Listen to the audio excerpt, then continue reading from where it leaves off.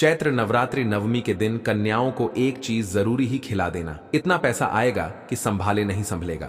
नमस्कार भक्तों, आपका स्वागत है बुद्धिवाणी चैनल में। आज की इस खास वीडियो में हम आपको बताएंगे नवमी के दिन कन्याओं को पूजने और उन्हें प्रसन्न करने का ऐसा उपाय जिससे मां दुर्गा की कृपा आपके जीवन में अपार धन और सुख शांति लेकर आएगी। नवमी तिथि को कन्याओं को विशेष भोजन कराना सिर्फ एक परंपरा नहीं, बल्कि मां दुर्गा को प्रसन्न करने का सीधा मार्ग है।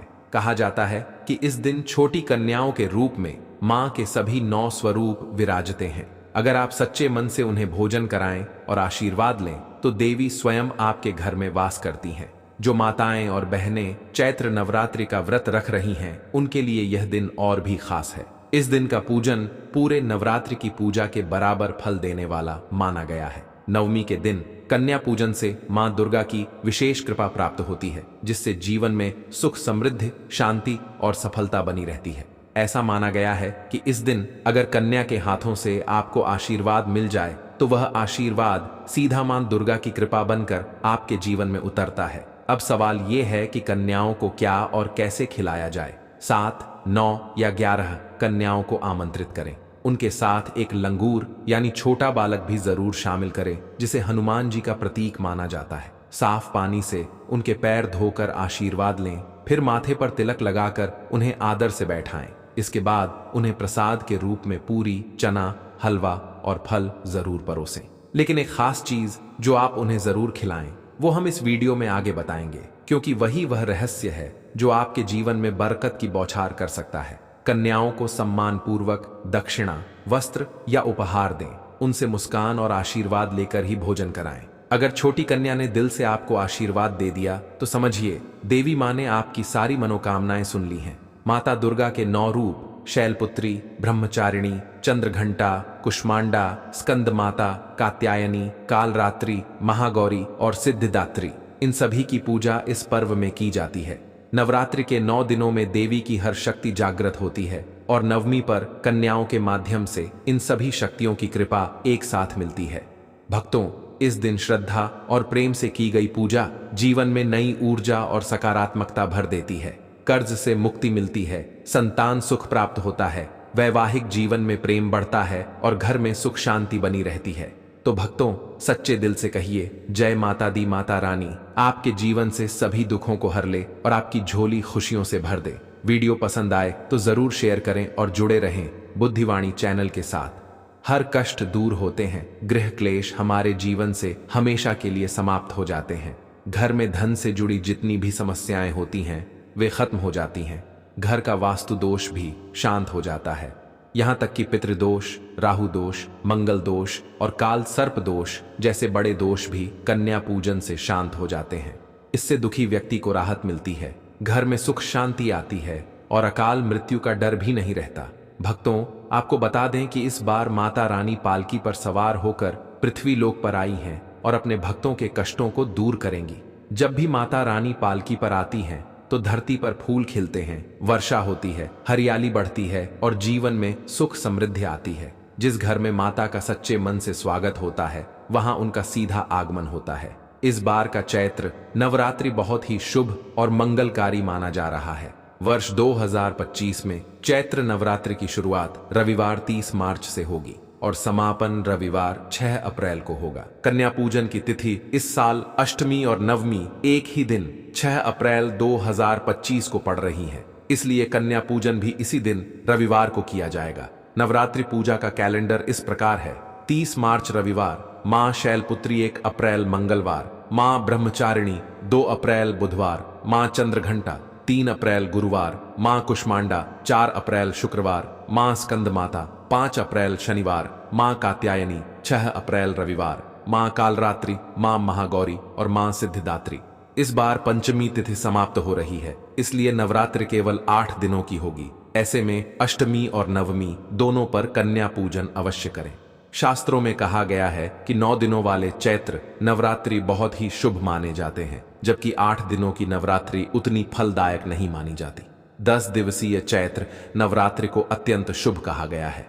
बुद्धिवाणी चैनल के माध्यम से आपको बता दें कि शास्त्रों के अनुसार नवरात्रि में मां दुर्गा की पूजा और कन्या पूजन करने से मन को निर्भयता मिलती है, कुंडली के दोष दूर होते हैं। जैसे श्रीधर को मां ने कष्टों से मुक्ति दिलाई थी, वैसे ही सच्चे मन से पूजा करने वाले भक्तों की समस्याएं माता शीघ्र ही समाप्त कर देती हैं।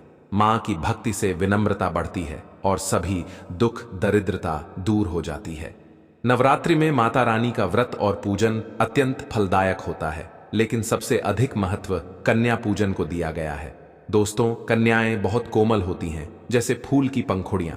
कन्या पूजन सबसे पवित्र और श्रेष्ठ माना गया है, क्योंकि कन्या के रूप में स्वयं मां दुर्गा का वास होता है। 33 करोड़ देवी देवता कन्याओं के मस्तक पर विराजते हैं। चाहे कन्या छोटी हो या बड़ी, वह पूजनीय होती है और मां के समान मानी जाती है। भक्तों, माना जाता है कि केवल व्रत और उपासना से माता रानी उतनी प्रसन्न नहीं होती जितनी कन्या पूजन से होती है।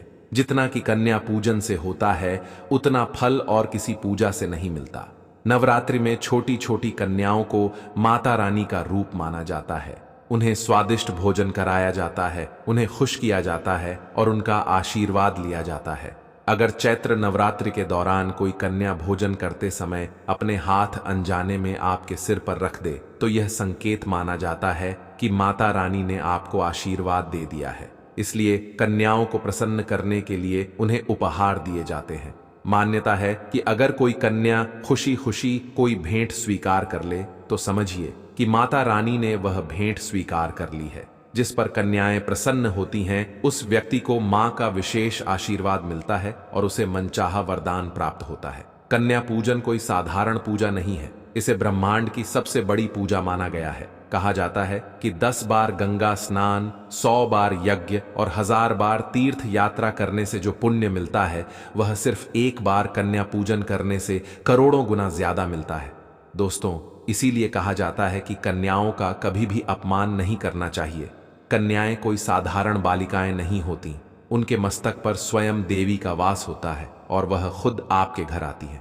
नवरात्रि में 2 साल से लेकर 10 साल तक की कन्याओं का पूजन करना चाहिए।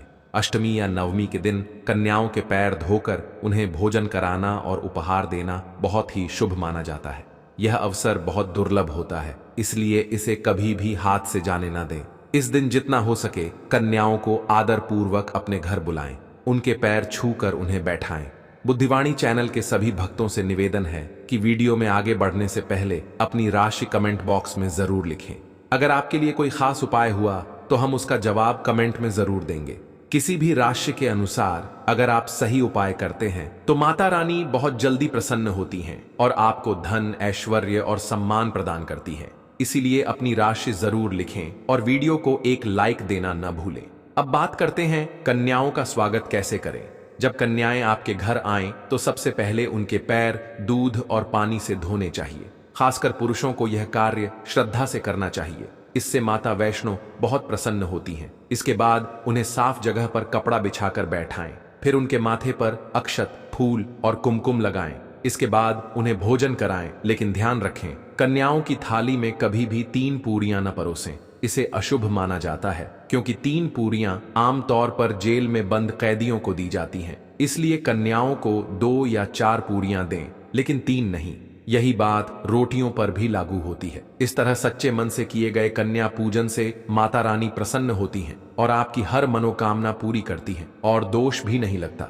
दोस्तों, कन्याओं को भोजन कराने के बाद अंत में उनके सिर पर लाल चुनरी जरूर उड़ानी चाहिए। खाने में आप खीर, पूरी, हलवा, चने और आलू या छोले की सब्जी दे सकते हैं। पनीर भी खिलाया जा सकता है। वैसे माता रानी को सबसे प्रिय भोजन खीर, हलवा, पूरी और चने का ही होता है, लेकिन ध्यान रखें भूल कर भी लहसुन और प्याज का इस्तेमाल न करें, वरना अनर्थ हो सकता है। आप सभी जानते हैं कि नवरात्रि में लहसुन और प्याज वर्जित होते हैं, क्योंकि इनकी उत्पत्ति तामसिक तत्वों से मानी गई है। ये चीजें मन को अशुद्ध करती हैं, इसलिए इन्हें देवी को चढ़ाना या कन्याओं को खिलाना व्रत के नियमों के खिलाफ है। आजकल बाजार में कई पैकेट बंद चीजें मिलती हैं जिनमें लहसुन और प्याज मिला होता है। ऐसा खाना कन्याओं को खिलाना घोर पाप माना गया है। इससे देवी नाराज हो सकती हैं और व्रत खंडित हो सकता है। अगर आपने पूरे 9 दिन व्रत में लहसुन प्याज नहीं खाया, लेकिन कन्याओं को अनजाने में ऐसा भोजन दे दिया, तो वह एक गलती पूरे व्रत को बेकार कर सकती है। हमें इतना भी लापरवाह नहीं होना चाहिए कि माता रानी हमसे रुष्ट हो जाएं। छोटी छोटी कन्याओं के मस्तक पर माता का आशीर्वाद होता है और यदि वे आशीर्वाद दे दें तो जीवन बदल सकता है। इसलिए सावधान रहें और ऐसा कोई भी खाना न दें जिससे कन्या अपवित्र हो जाए। कन्याओं को कभी भी डब्बा बंद या बाहर का बना भोजन न दें, खासकर वह जिसमें लहसुन प्याज हो। कई लोग कन्या पूजन के लिए बाजार से रेडीमेड खाना लेकर आते हैं, जैसे दही जलेबी, लेकिन यह शुभ नहीं माना जाता। कुछ लोग मजबूरी में ऐसा करते हैं अगर घर में कोई बीमार है या कोई परेशानी चल रही हो। लेकिन अगर आप स्वस्थ हैं और कोई रुकावट नहीं है तो घर में ही भोजन बनाकर कन्याओं को खिलाएं। माता रानी दही जलेबी नहीं बल्कि आपके हाथों से बना हुआ प्रेम युक्त भोजन चाहती हैं। चाहे आप एक ही पूरी बनाएं, लेकिन वह घर की बनी होनी चाहिए। बुद्धिवाणी चैनल के माध्यम से हम आपको बता रहे हैं, माता को घर का बना शुद्ध भोजन ही सबसे प्रिय होता है, खासकर चैत्र नवरात्रि के दौरान। याद रखें, कन्याओं को प्लास्टिक के बर्तनों में कभी भोजन न कराएं। ये बर्तन पूजा पाठ के लिए अशुभ माने जाते हैं क्योंकि इनमें कुछ हिस्से जानवरों की हड्डियों से भी बने होते हैं, इसलिए यह पाप माना जाता है। कन्याओं को हमेशा स्टील के बर्तन या पत्तों से बने दोने पत्तल में भोजन कराना चाहिए। यह बहुत ही शुभ माना जाता है। पेड़ के पत्ते में भोजन कराने से माता विशेष आशीर्वाद देती है। एक और महत्वपूर्ण बात, अगर चैत्र नवरात्रि के दौरान कन्या पूजन किसी शुक्रवार को पड़ता है तो उस दिन कन्याओं को कोई भी खट्टी चीज नहीं खिलानी चाहिए, क्योंकि शुक्रवार का दिन माता संतोषी को समर्पित होता है और उन्हें खट्टी चीजें वर्जित मानी गई हैं। इसलिए हर बात का ध्यान रखें ताकि माता रानी की कृपा बनी रहे और जीवन में सुख शांति और समृद्धि बनी रहे। और माता संतोषी भी नवरात्रों के दिनों में सक्रिय रहती हैं, यानी वह भी अन्य 9 देवियों के साथ आपके घर में आती है। इसलिए शुक्रवार के दिन भूलकर भी खट्टी चीजें न बनाएं और न ही कन्याओं को खट्टी चीजें खिलाएं। इससे बहुत बड़ा दोष लग सकता है और आपके किए हुए सभी पुण्य व्यर्थ हो सकते हैं। खट्टी चीजें माता संतोषी को अप्रिय होती हैं, इससे वह नाराज होकर आपको श्राप भी दे सकती है। इसलिए इस बात को हल्के में न लें। भोजन कराने के बाद कन्याओं की थाली में एक लौंग जरूर रखें। लौंग देवी शक्ति और मां दुर्गा को बहुत प्रिय है। यह माता शक्ति का प्रतीक मानी जाती है। इन 9 दिनों में मां दुर्गा को लौंग का भोग लगाया जाता है, इसलिए कन्याओं को भी लौंग अर्पित करना शुभ माना जाता है। यह छोटा सा काम आपके भाग्य को चमका सकता है। माता लक्ष्मी की कृपा से घर में कभी धन की कमी नहीं रहेगी। कन्याओं को प्रसन्न करने के लिए उनकी थाली में दक्षिणा जरूर दें ताकि आपके घर में समृद्धि और सुख शांति बनी रहे। जब कन्या प्रसन्न होकर आपके घर से कुछ लेकर जाती है तो वह देवी रूप में कई गुना धन और सौभाग्य देकर जाती है। इस समय कंजूसी बिल्कुल न करें। शास्त्रों में भी कहा गया है, जितनी अधिक कन्या खुश होती है माता रानी उतनी ही जल्दी आपकी मनोकामना पूरी करती है। आप कन्याओं को चॉकलेट का बॉक्स, सुंदर कपड़े या स्टील के बर्तन उपहार में दे सकते हैं, लेकिन ध्यान रहे कन्याओं को काले कपड़े या लोहे का कोई भी सामान गिफ्ट में न दें। इससे राहु केतु का दोष जीवन में प्रवेश कर सकता है जो आपके लिए नुकसानदायक हो सकता है। इसलिए ऐसा करने से बचें। कन्याओं के चरण जरूर छुएं और मन से प्रार्थना करें। सच्चे दिल से मांगी गई मुराद माता रानी जरूर पूरी करती हैं। सच्चे दिल का मतलब है बिना किसी लालच के श्रद्धा, और अगर मन में कोई इच्छा हो लेकिन वह भावना के साथ हो तो वही श्रद्धा कहलाती है। ऐसी सच्ची भक्ति के आगे 33 करोड़ देवी देवता भी झुकते हैं। नवरात्रि में अगरबत्ती, धूप या गोबर के कंडे जलाए जाते हैं। इनसे जो भस्म राख बनती है उसका क्या करना चाहिए? तो दोस्तों ध्यान दीजिए, अगरबत्ती या कंडे की जो भस्म बचती है उसे 1 साल तक अपने पास संभाल कर रखें। इसे किसी सुरक्षित जगह रखिए। यह भस्म शुभ मानी जाती है और पूरे वर्ष आपके घर में सकारात्मक ऊर्जा बनाए रखती है। अगर भस्म अधिक हो जाए तो उसका कुछ भाग आप पवित्र नदी में भी प्रवाहित कर सकते हैं, लेकिन कुछ मात्रा में इसे जरूर घर में रखें। अब तक अगर आपने जय माता दी नहीं लिखा है तो एक बार कमेंट में जय माता दी जरूर लिखें। इससे हमें और अधिक अच्छे वीडियो बनाने की प्रेरणा मिलती है। बुद्धिवाणी चैनल हमेशा आपको सच्ची और ध्यान देने योग्य बातें बताता है। इस प्रकार की जानकारी हम आपको देते हैं जिससे आपको सच्चे लाभ की प्राप्ति हो सके। हम इधर उधर की बातें नहीं करते, बल्कि वही बताते हैं जो माता रानी की कृपा से आप तक पहुंचाना जरूरी होता है। यही हमारे लिए आनंद का विषय है। तो भक्तों, अब बात करते हैं उस भस्म की जो अगरबत्ती जलने के बाद बचती है। ये भस्म बहुत उपयोगी होती है। आपको इसे पूरे 1 साल तक संभाल कर रखना चाहिए। अगर आप चाहते हैं कि आपकी आध्यात्मिक प्रगति हो, आपकी सोचने समझने की शक्ति बढ़े, तो आप इस भस्म को थोड़ी थोड़ी मात्रा में सेवन कर सकते हैं। इससे आपकी बुद्धि इतनी तेज हो जाएगी कि लोग जो सोच भी नहीं पाते वो आप समझने लगेंगे। आपके कार्यों में तेजी से सफलता मिलने लगेगी।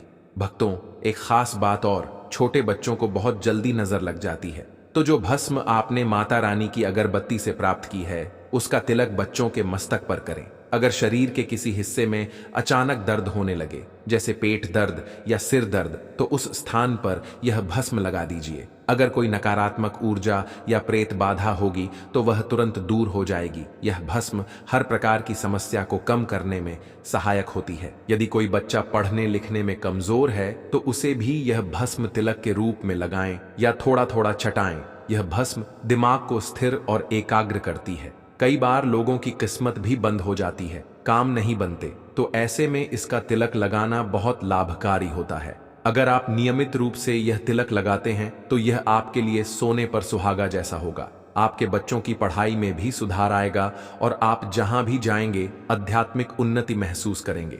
जब तक यह तिलक आपके सिर पर है, कोई भी नकारात्मक शक्ति आपका कुछ नहीं बिगाड़ पाएगी। अगर किसी ने आप पर तंत्र मंत्र करने की कोशिश भी की तो वह असर नहीं करेगा। अब बात करते हैं ज्योत की बाती की।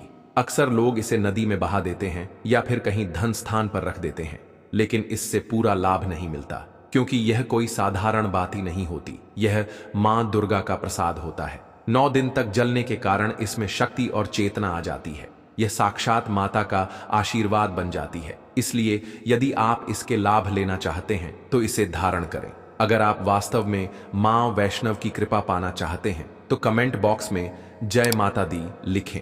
बुद्धिवाणी चैनल पर आपको ऐसे ही ज्ञान और भक्ति से भरे संदेश मिलते रहेंगे।